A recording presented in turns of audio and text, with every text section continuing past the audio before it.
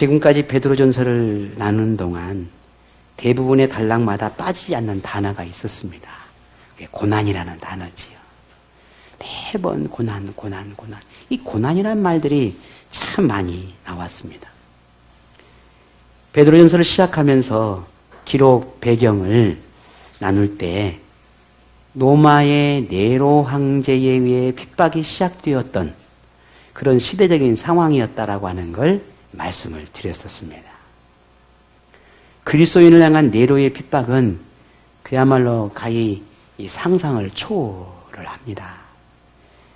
그 잔인함은 이루 말할 수 없고 그 비인간적인 그러한 모습을 유독 이 그리스도인들 향해서 쏟아내고 있다라고 하는 그런 역사적인 기록들이나 사건들을 보면 참 어떻게 이럴 수 있을까라고 할 정도로 그 험난한 고난의 시대가 있었습니다. 베드로도 이 네로 황제의 고난, 네로 황제의 핍박 시기에 순교했던 곳으로 알려져 있습니다. 베드로가 편지 내용을 대부분의 그 고난에 대한 교훈을 담았던 부분도 자신이 지금 현재 고난 속에 있고 또 함께 믿음의 삶을 살아내는 소아시아 그리스도인들도 그 고난 속에 있다는 걸 너무 잘 알고 있었기 때문에 그 고난을 누구보다 잘 표현하고 누구보다 고난에 대해서 이야기할 수 있었던 겁니다. 지난 본문까지 베드로가 말하는 이 고난에 대한 교훈들이 무엇이었는지 잠깐 간략하게 한번 생각해 보면 그 고난은 하나님이 주시는 고난 혹은 내가 받는 모든 고난은 그 고난 중에 우리가 받아들일 때 기쁨으로 이 고난을 기쁨으로 받아들여야 한다라고 하는 그런 이야기가 있었지요. 고난이 곧 복이다라는 표현도 있었습니다. 고난은 그리스도의 고난에 참여한 것이다라는 표현도 있었습니다. 고난 중에서 믿음으로 살아가고 선을 행하는 것을 절대로 잊지 말아라.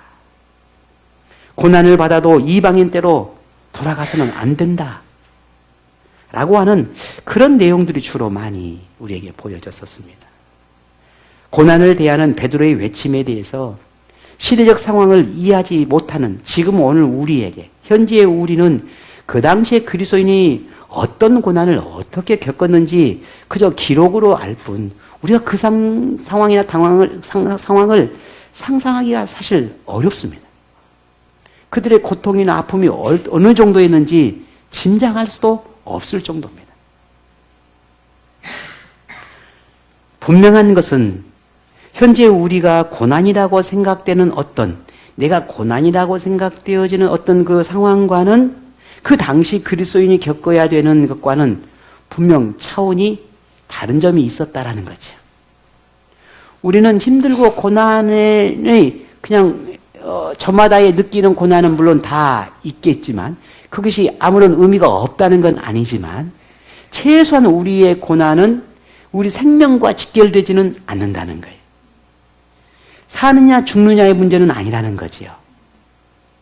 우리는 그런 부분이지만 이 당시의 이 그리스도인은 사느냐 죽느냐예요. 이런 차원에서는 조금 다른 점이 있다는 겁니다. 자, 그러면 오늘 이 성경 시대와 같은 그런 시대처럼 오늘 지금 많이 다르게 되는데 오늘 시대와 상황이 달라진 현대 우리들에게 베드로가 전하는 이 고난에 대한 가르침이 그러면 의미가 없는 건가? 아니라는 거죠. 그렇지 않다는 겁니다. 오늘 우리 그리스도인이 성경을 보면서 고난에 대한 교훈을 가르침을 받으면서 참 위험한 생각이 뭐냐면 고난이 마치 이 성경 시대의 것으로만 이해하려고 하는 태도예요. 이 사람들은 이런 고난을 받았지. 근데 내가 뭐 꼭 이렇게까지 고난을 받아야 될 필요가 있어? 지금 세상이 어떤 세상이라고? 시대가 어떤 시대라고? 굳이 이렇게까지 살아갈 이유가 있어? 세상이 바뀌었는데? 이런 생각이 굉장히 위험한 생각이라는 겁니다. 왜냐하면 현재에도 당시 이 시대의 고난과 물론 비교할 수는 없겠지만 여전히 우리 그리스도인이 고난이 있다는 거죠. 그러니 누가 왜 고난을 겪게 되는지를 성경에서 가르쳐주고 있다라고 하는 걸 우리가 바르게 이해하지 못하면 하나님의 베드로를 통해서 주시는 이 교훈은 한낱 시대적 교훈으로 끝나게 될 거라는 말이에요. 나와 상관이 없는 걸로. 아이 뭐 굳이 그렇게까지 힘들고 어려운 길은 뭐하러. 시대가 얼마나. 지금도 예수 그냥 믿으면 되는 거고 교회 가면 되는 거고 뭘 그렇게 힘들게 그럴 필요 뭐가 있겠어 라고 하는 생각들이 지배적으로 찾아오게 된다는 말이에요. 베드로는 이 4장을 마무리하게 하는데요. 이 4장을 마무리하면서 또 한 번의 고난에 관해서 교훈하게 되는데 이전 본문과 중복되는 표현들이 참 많이 나오긴 합니다. 그런데 특히 오늘 본문의 그 핵심은 그리스도인이 고난이라고 말할 때 이 고난의 어떤 의미인지 그리고 고난을 어떻게 정의해야 하는지에 대한 부분을 오늘 본문에 다루고 있어요.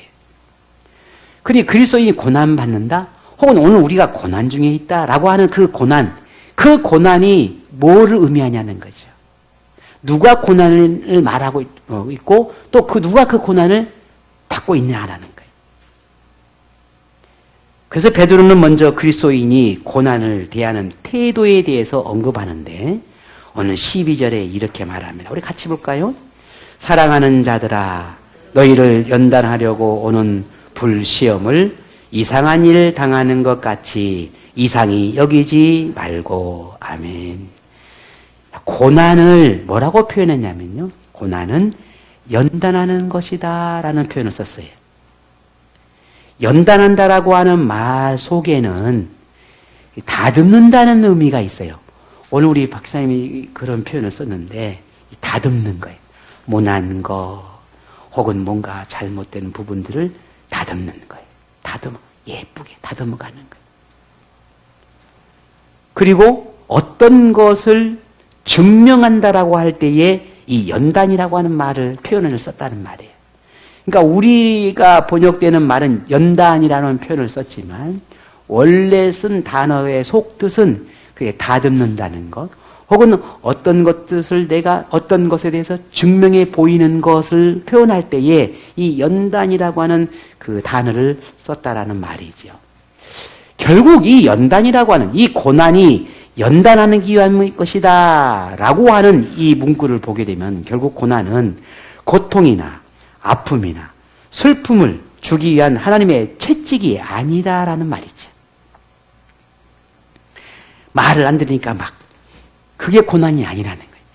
나는 아무리 봐도 나는 이뻐할래야 이뻐할 수가 없어. 그래서 하나님이 그냥 뒤따기냐 이게 고난이 아니라는 거예요. 나는 용서할 수가 없어. 그래서 하나님이 괴로움을 주고 그게 고난이 아니라는 거죠. 고난이라고 하는 건 그런 아픔이나 고통의 채찍이 아니라 하나님의 사람으로 다듬기 위해서 주는 믿음의 도구예요. 나를 다듬으려고. 그게 고난이라는 거예요. 뿐만 아니라 하나님의 사람, 내가 하나님의 사람이라고 하는 걸 증명해 보기 위한 도구가 고난이다라는 겁니다. 그래서 고난은 믿음을 점점 더 성장시켜가는 기회가 되는 거고 고난을 만나게 되면 고난을 통해서 하나님 앞에 내가 하나님의 신실한 자녀임을 보여줄 기회로 말할 수가 있다는 겁니다. 그래서 이어 베드로가 이렇게 말하죠. 13절에 오히려 너희가 그리스도의 고난에 참여하는 것으로 즐거워하라. 이는 그의 영광을 나타내실 때에 너희로 즐거워하고 기뻐하게 하려 함이라 했습니다. 예수님도 고난을 받으셨듯 우리 그리스도인도 예수님의 고난에 동참해야 한다는 겁니다. 함께하라는 겁니다. 예수님의 고난에 함께하라는 거예요. 이 말은 내가 고난을 받는 것은 곧 네가 예수님의 고난 받는 그곳에 동참하는 것이다. 함께하는 것이다. 예수님의 그 고난을 네가 나누고 있는 것이다. 라고 하는 의미가 되는 겁니다. 예수님이 주시는 그 영광만을 우리가 기대할 것이 아니라 고난도 함께 나눈다면은 우리가 마지막 때에 하나님 앞에 섰을 때에 비록 이 땅의 삶은 그 고난이라고 하는 그 고통과 아픔과 힘겨움을 우리가 겪으며 살아냈지만 그러나 하나님 앞에 섰을 때는 우리가 그 승리의 기쁨을 그 즐거움을 하나님과 함께 나누게 될 것이라고 하는 것입니다. 그러니 우리 그리스도인에게 고난은 이상한 것이 아니고 회피할 것도 아니고 고난을 받아들여야 한다라고 말하고 있는 겁니다. 고난이 힘들고 고통스러운 것이 아니라 고난을 통해 하나님의 사람으로 다듬어지면서 점점 예수님을 닮아가는 사람으로 성화되어가는 과정이 될 것이라는 거지. 베드로는 그래서 고난을 정의하기를 이렇게 정의했습니다. 고난이라고 하는 것은 살인이나 도둑질이나 악행이나 남을 괴롭히는 일로 돌아오는 그 괴로움이 고난이 아니라 그리스도인이 고난을 말할 때는 이게 참 진짜 고난이다라는 거예요. 뭐가? 그게 14절이에요. 우리가 고난받는다, 내가 고난 중에 있다 라고 말할 때는 이것이 진짜 고난이라는 거예요. 함께 볼까요? 14절입니다. 너희가 그리스도의 이름으로 치욕을 당하면 복 있는 자로다. 영광의 영, 곧 하나님의 영이 너희 위에 계심이라. 아멘. 오늘 이 말에서처럼 예수님 때문에 겪어야 하는 힘듦이 고난이라는 거예요. 그리스도에게 고난은 그냥 일상에서 경험되는 어렵고 힘든 그런 상황이나 그것이 고난이 아니라는 겁니다. 내가 고난받는다, 내가 고난 중에 있다, 내가 시련 중에 있다 라고 말할 때는 그 시련의 이유가, 시련의 목적이, 고난의 이유와 목적이 예수님 때문에 한다는 겁니다. 그것이 고난이라는 거예요. 그래서 요즘 내가 너무 시험을 받았나 봐. 근데 그렇게 쉽게 이야기할 이야기 아니라는 거예요. 그래서 그냥 내가 힘들고 고단하고 지쳐 있으니까 그게 그게 고난이고 시험이고 시련이 아니라는 말이에요. 내가 어떤 믿음의 삶을 살아낼 때에, 내가 어떤 삶을 선택할 때에, 혹은 내가 살아가는 삶의 모든 그 상황 속에서 내 마음에, 내 생각에, 내 삶의 방향이 예수님 때문에 겪는 것이에요. 예수님 때문에. 그래서 예수님의 가르침을 따르려고 할 때에 예수님을 선택하면서 오는 어려움이 그게 고난이에요. 믿음의 양심을 따르려 이 믿음의 삶을 살아내려고 하는데 너무 나를 힘들게 하는 상황과 환경이 있잖아요. 그럼에도 불구하고 예수님으로 내 마음의 믿음의 삶을, 방향을 바꿀 때 오는 힘듦이 그게 고난이란 말이에요.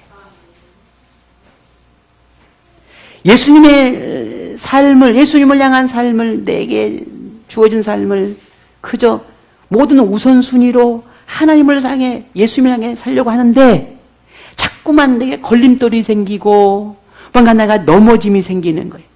그럼에도 불구하고 내 삶의 우선순위를 예수님을 향할 때 오는 어렵고 힘듦이 그게 고난이란 말이에요. 그래서 예수님의 이름을 포기할 수 없는 거예요. 그 예수님의 이름을 포기할 수 없기 때문에 타협하고 싶지 않아. 양보하고 싶지 않아. 조금 내가 손해봐도 그냥 예수님을 위해서 살고 싶어. 그런데 그렇게 하면 할수록 너무 힘들어. 내 삶이 너무 지쳐. 그래도 예수님을 포기할 수가 없는 거예요.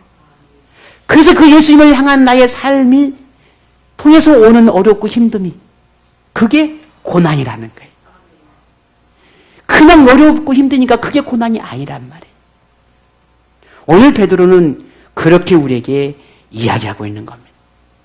그게 고난이다라는 거예요. 그러니 소아시아 그리스도인들이 고난 속에 있다라고 하는 그 이유가 어디에 무엇 때문에 그들이 고난을 받았는지에 대한 이유를 우리가 이해하게 되는 것입니다. 그렇게 소아시아 그리스도인이 고난을 받는 걸 마다하지 않았던 것이 무엇이었다는 거였죠? 예수 그리스도를 믿는 믿음 때문이었던 거예요. 그 믿음을 포기할 수가 없어서, 그 예수님의 이름을 포기할 수가 없어서, 그 믿음을 지키기 위해서 세상이나 세상의 권력이나 환경에 지지 않으려 했기 때문에 그들이 받아야 했던 그 아픔, 그들이 견뎌내야 했던 그 고통, 그것이 고난이었다는 겁니다. 그것을 우리는 고난이라 말할 수 있다는 겁니다. 사실 우리도 그렇지만 조금만 좀 타협하면, 조금만 뭔가 좀 이렇게 우리가 좀 다른 생각을 하거나 다른 곁길로 가려고 하면은 얼마든지 쉬울 수 있어요. 이 소아시아 그리스도인이 그런 극한 고난의 상황에 당하지 않을 수도 있었어요. 근데 왜 그렇게 무식하게, 왜 그렇게 어리석게 보일 만큼, 왜 그렇게 믿음을 고집하며 예수님의 이름을 고집하고 그렇게 그리스도인이라고 하는 자신의 이 정체성을 그토록 고집하려고 했을까라는 거예요. 그냥 오늘 나처럼, 오늘 우리처럼 그냥 조금만 바꾸면 되는데. 그래서 그들은 우리처럼 그냥 조금 이렇게 에이 뭐 그까짓 건 뭐 라고 하지 않았다는 거예요.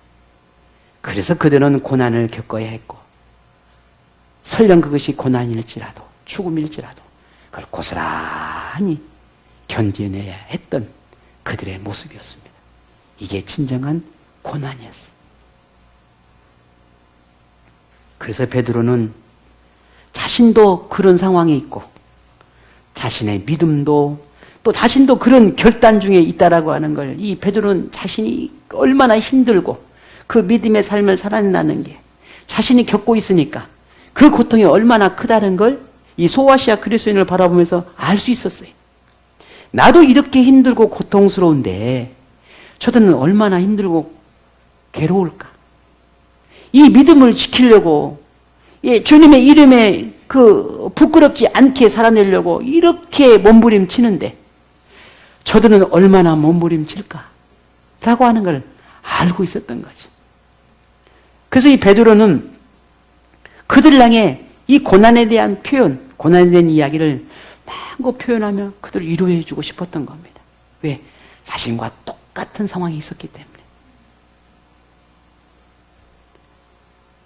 예수의 그 이름을 지키고 하나님 나라의 영광을 바라보며 복음을 포기하지 않고 그저 로마 도시를 밝히는 인간 횃불이 되어 죽어가는 그리스도를 지켜보며 베드로는 가슴을 부둥켜 안고 말하고 있는 겁니다. 지금 여러분이 겪고 있는 이 고난이 복이 될 것입니다. 구주이신 예수님의 고난을 나누기 위해 기꺼이 고난받는 것을 택한 것은 하나님이 당신과 함께 하신다는 증거입니다. 하나님 나라를 잃은 두려움이 고난을 이기게 하고, 하나님 나라의 영광을 바라보는 소망이 고난을 기쁨으로 즐거움으로 받아들이게 합니다. 여러분, 고난받는 당신은 절대로 이상하지 않습니다. 하나님이 고난을 통해 당신을 더 강하게, 당신들을 더 아름답게, 당신들을 더 존귀하게 다듬고 계십니다. 하나님은 이 고난을 통해, 당신을 통해 하나님이 영광 받고 계십니다. 지금 여러분이 받는 이 고난은 하나님 나라를 빛나게 하고 있습니다. 라고 지금 위로와 격려와 사랑을 담아서 이 베드로는 말하고 있는 겁니다. 베드로에게 소아시아 그리스도인은 흔한 그리스도인이 아니었습니다. 그냥 나는 예수 믿는 사람이고 나는 그리스도입니다 라고 말하는 그런 그리스도인이 아니었어요. 어쩌면 이 베드로가 바라보는 이 소아시아 그리스도인이 흔한 그리스도인이 아니라 아니면 더 하나님 앞에 존귀한, 더 귀한 그리스도인 되기를 바랐는지도 모르지. 그래서 베드로는 또 말하고 있는 거예요. 그런 간절한 마음으로. 오늘 16절이죠. 같이 볼까요? 만일 그리스도인으로 고난을 받으면 부끄러워 말고 도리어 그 이름으로 하나님께 영광을 돌리라. 아멘. 당신들이 그리스도인이란 이유로 고난을 받고 있는데 그런 당신이야말로 참 그리스도인입니다. 당신이 받는 지금 이 고난을 통해서 당신은 그리스도인이라고 하는 이름을 얻는 것입니다.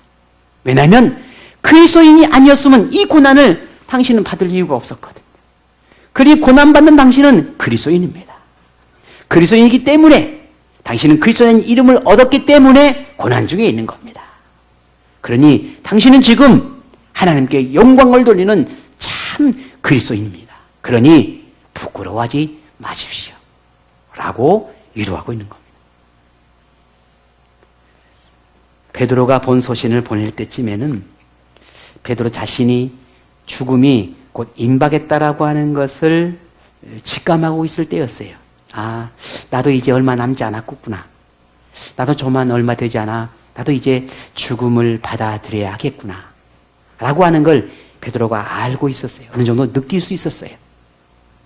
왜냐하면 기록에 의하면 네로 황제가 64년에 황제로 등극해서 이렇게 로마를 다스렸는데 베드로는 뭐 어떤 길은 67년, 어떤 길은 68년, 뭐 각각 조금 다르긴 하지만 몇 년 후에 네로 황제가 로마를 다스리고 핍박하고 나서 불과 한 2, 3년 후에 이 베드로가 죽거든요. 그러니까 알고 있었던 거예요. 아, 나도 곧 이제 이 순교의 길을, 이 죽음을 내게 오겠구나라는 걸 알고 있었어요.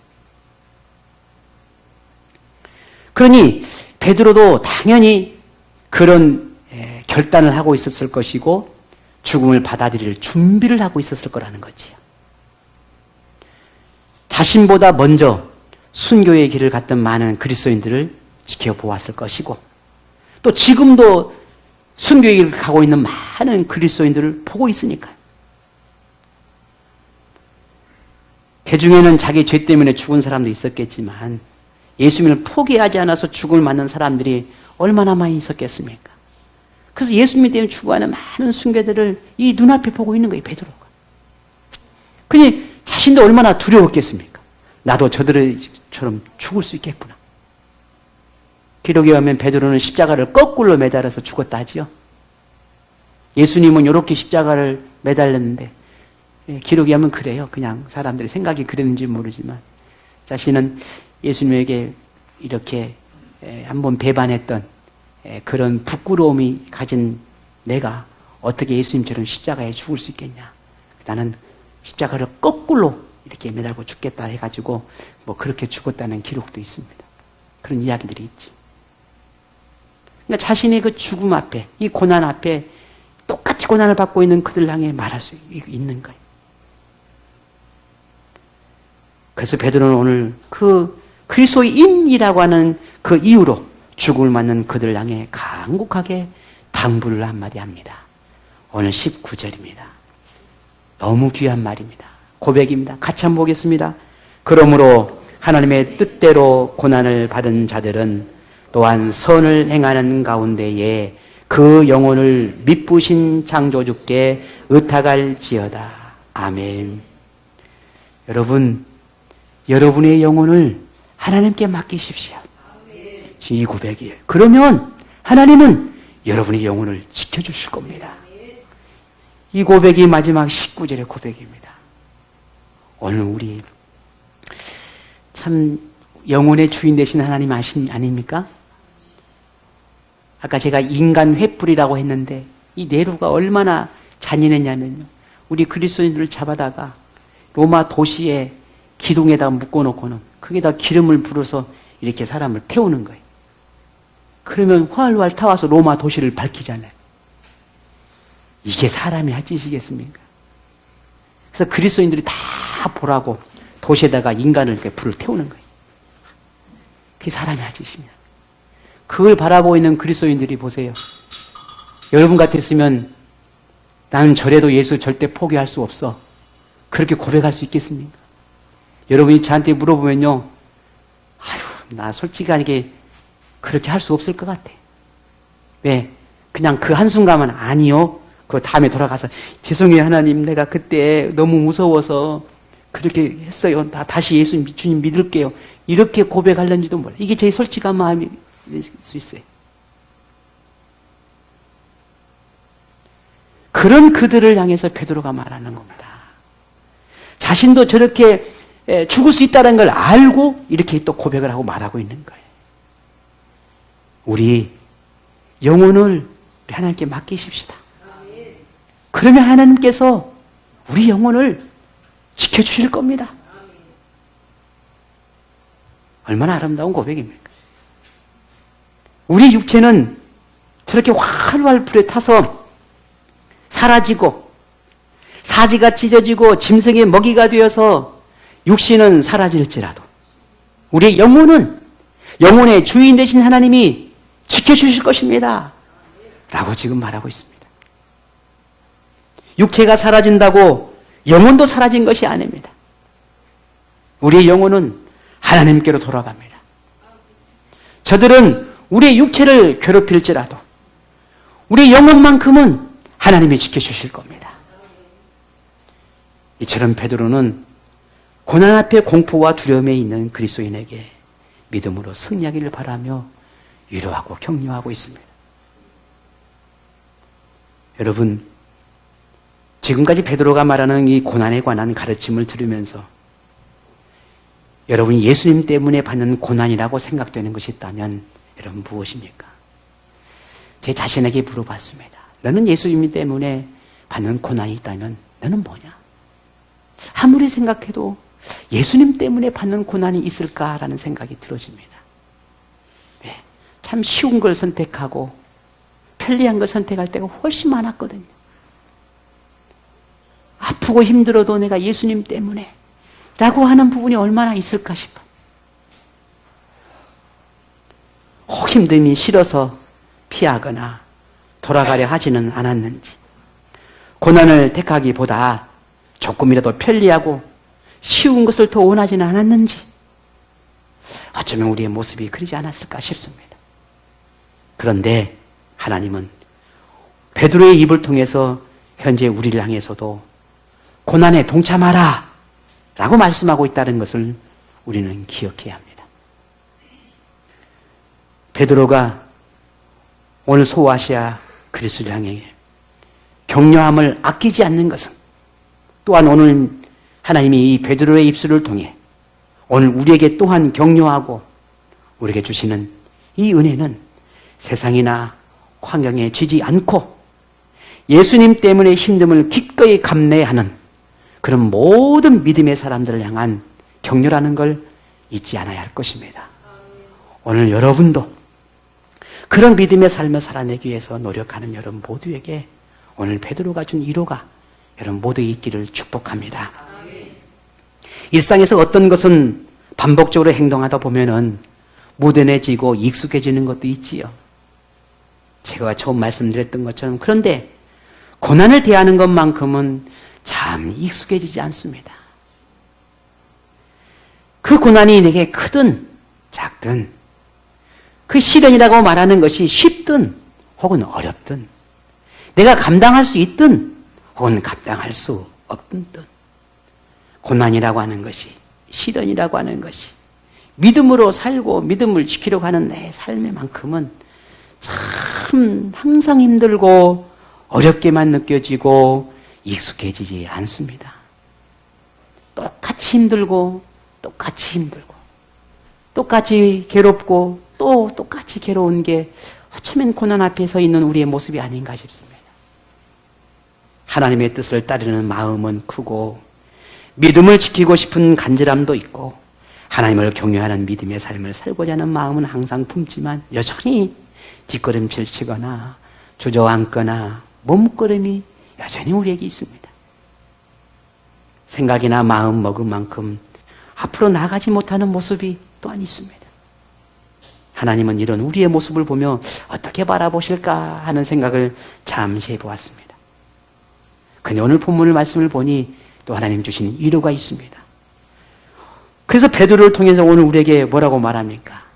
그리스도인이라면, 네가 나의 자녀라면, 네가 나의 하나님의 백성이라면 고난을 만나는 것을 당연한 것이니 편리함보다는 고난을 택하여 하나님의 복을 누리면 좋겠다라고 권면하고 있습니다. 예수님의 이름 때문에 어렵고 힘든 순간의 선택일지라도 그것은 부끄러운 것이 아니고 믿음의 온전함을 드러내는 증거를 보이는 것이니 그것으로 하나님은 영광을 받으신다라고 말하고 있습니다. 우리 중 누구라도 고난을 원하지 않겠지만 우리가 그리스도인으로 사는 동안 평생 고난은 피할 수 없습니다. 역시 익숙해지지 않을 것입니다.